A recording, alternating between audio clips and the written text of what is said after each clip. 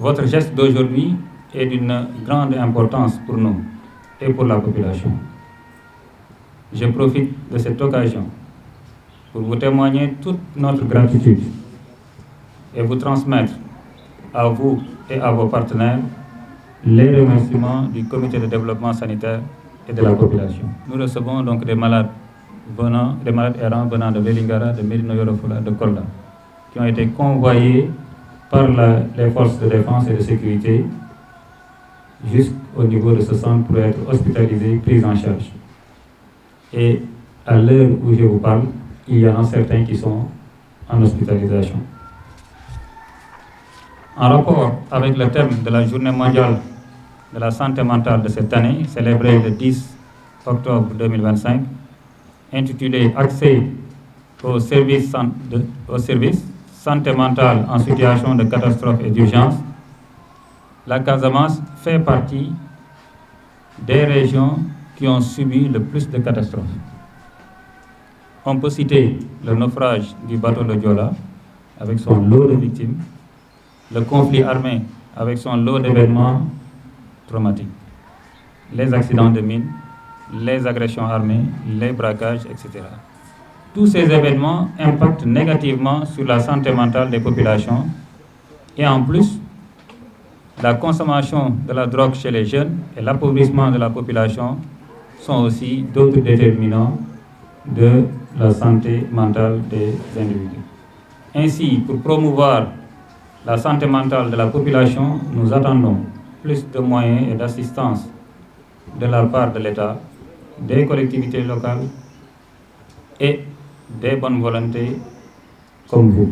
Le choix de cette structure de la commune n'est pas fortuit.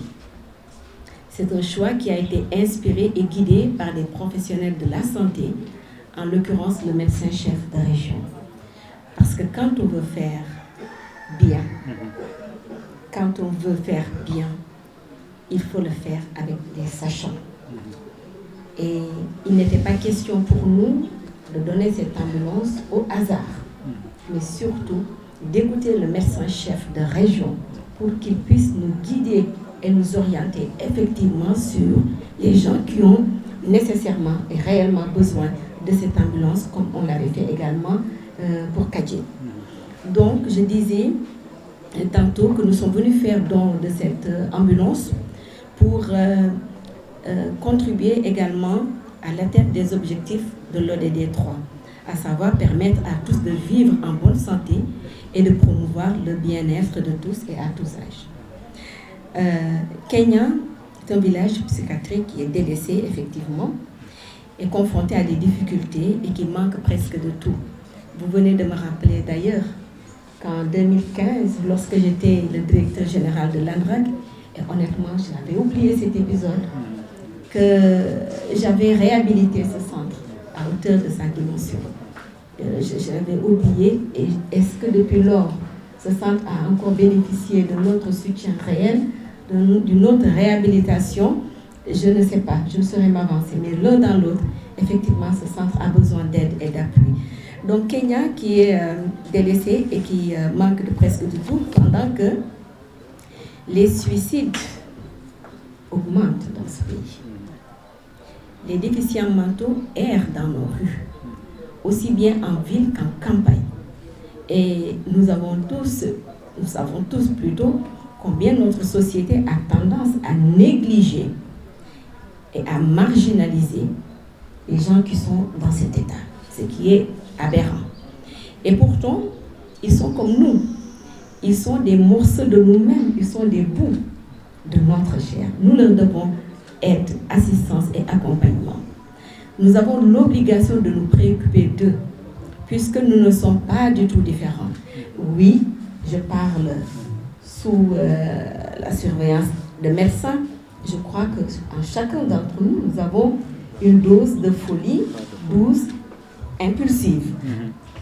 Ce qui veut dire que ça peut arriver à tout le monde et que nous devons être solidaires et les accompagner comme il se doit. Et c'est pourquoi j'invite effectivement avec insistance le gouvernement et les partenaires à prêter une attention toute particulière à ce centre pour mieux prendre en charge la préoccupation de la question de la santé mentale.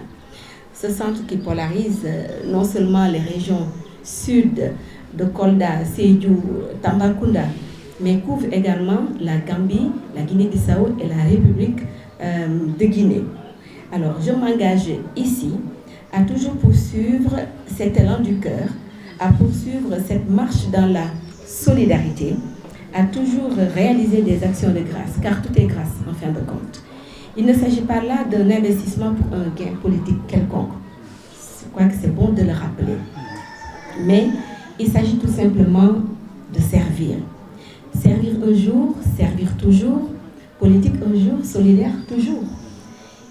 Et mesdames, messieurs, je me répète, il s'agit de servir. Servir une cause, servir ses semblables, servir ses concitoyens, servir la Casamance, notre chère Casamance, et tout un pays d'ailleurs, et même dans l'arrière-pays. Nous devons étendre notre action solidaire à cela. Continuons à avoir et à cultiver le sens du partage, de la solidarité agissante et impactante. C'est un supplément d'âme, une dynamique sociale porteuse.